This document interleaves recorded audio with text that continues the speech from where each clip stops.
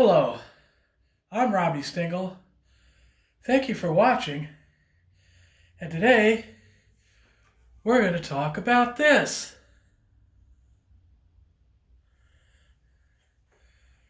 First, we're going to have a little story about the Kramer factory. Now, the original Kramer factory was located at 1111 Green Grove Road in Neptune, New Jersey. It wasn't really that big of a building. Now, when I first started there, I worked in what could be referred to as the assembly room. Off to one end was the Bridgeport, milling machine and the drill press, and that's where I would mill and drill, install countersink nuts. And then there was a table in the middle of the room. And that's where, there's a couple girls that would solder the electronics. They'd put the pickups in and the pickup ring and, all that. And then the next part of the table was where you could put the, screw the neck onto the body and put the tuning keys on, the knobs and whatnot. So I wasn't working there that long. It was early on when I started working there. And probably about halfway through 1984. And,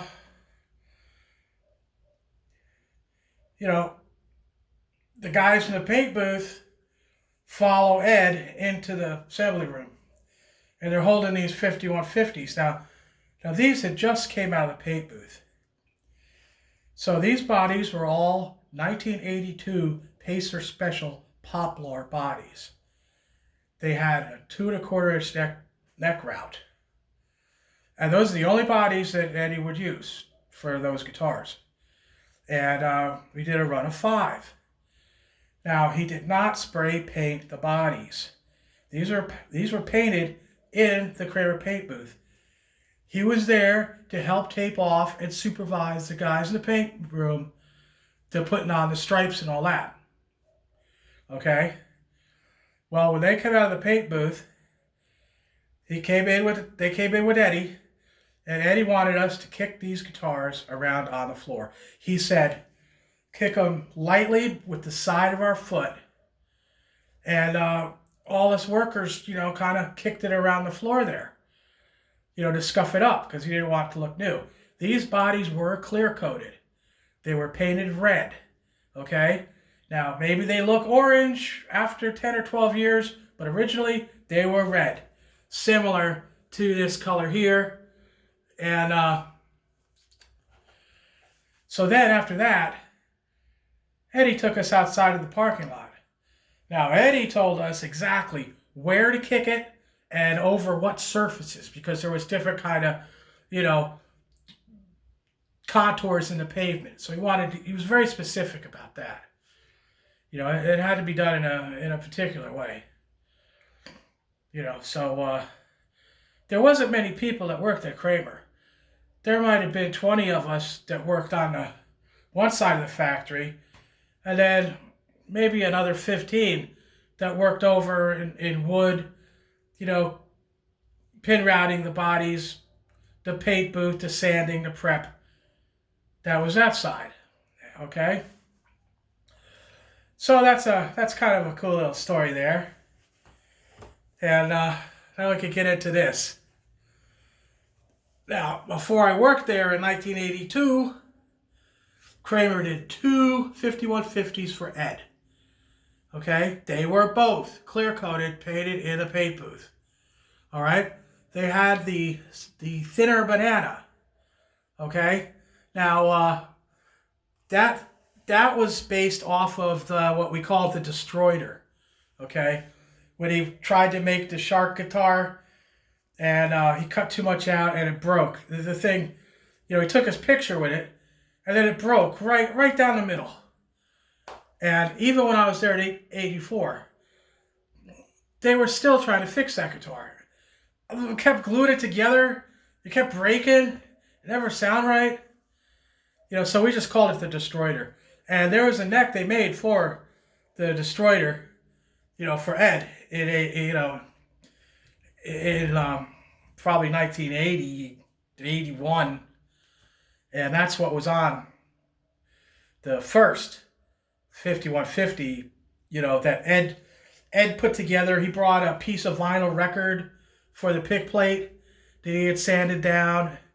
And he brought custom wine from Seymour Duncan with an Alnico 2 pickup.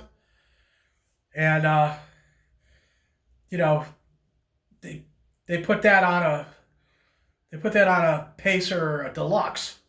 So in the old picture, you can see him with the Pacer Deluxe with the one pickup, and a piece of vinyl record. And it has the Destroyer neck, and the neck still had the Rockinger locking nut on it, because that night Paul Unkert had already left, and nobody knew how to put a nut, change the nut, how to put a Floyd Rose nut on. So they just put that nut on there.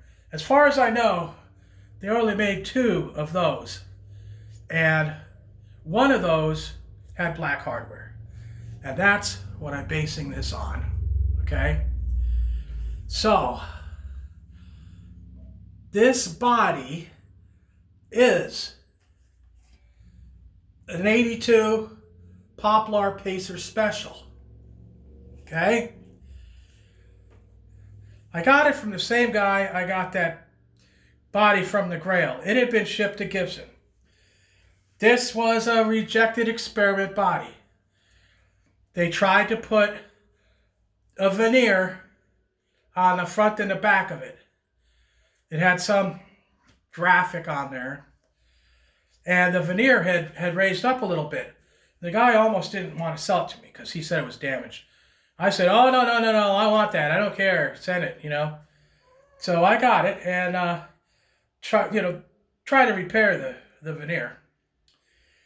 And I didn't take all the paint off it. It was white. I left the white around the sides.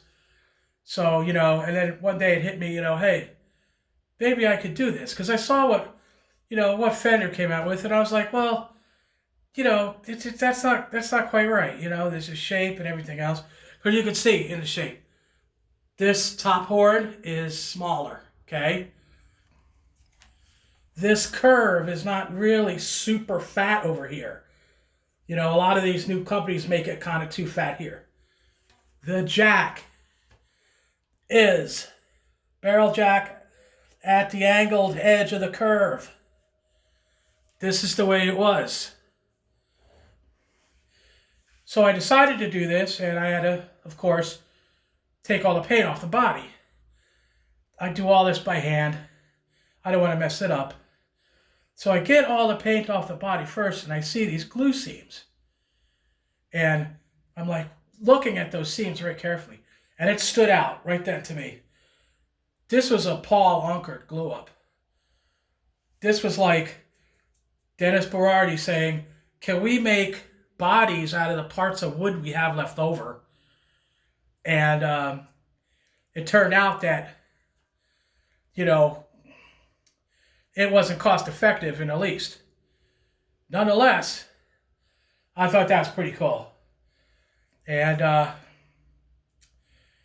I sent it to Marty Bell for paint after pre-assembly. And I think he did a really good job on it.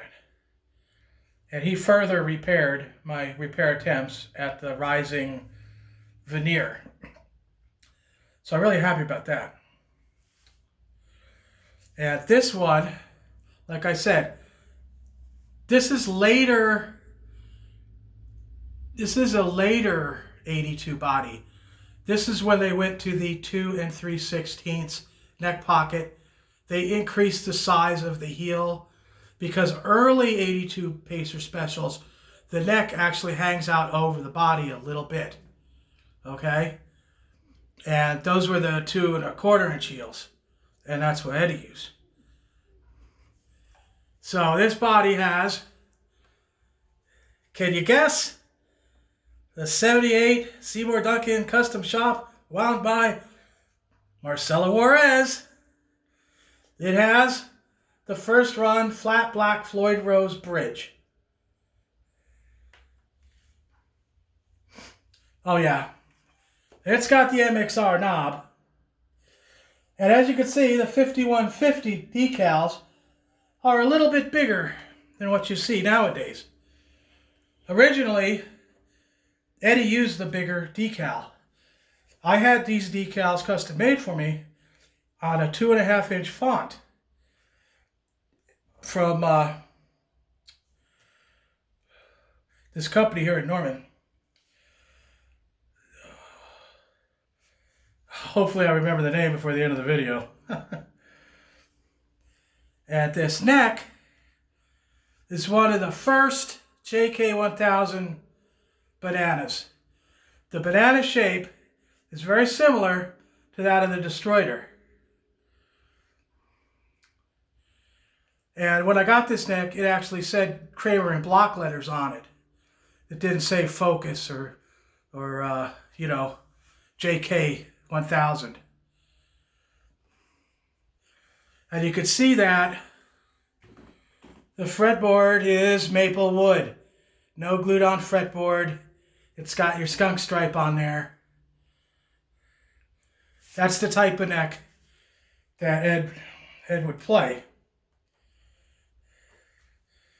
Oh, it has the round profile string retainer. The old kind. Image 360. Image 360 at Norman. They have these already laid out in a 2.5-inch font. If you want to do that. You can see in the pictures of what's kind of left of the 5150 that he used the bigger letters on that one. I know there's concert film of him with the smaller letters. But so if you want to order any of those, contact them. And I hope you found this interesting. And shout out to the subscribers. You guys are terrific. And I hope you found this informative and entertaining. And have a nice day and rock on.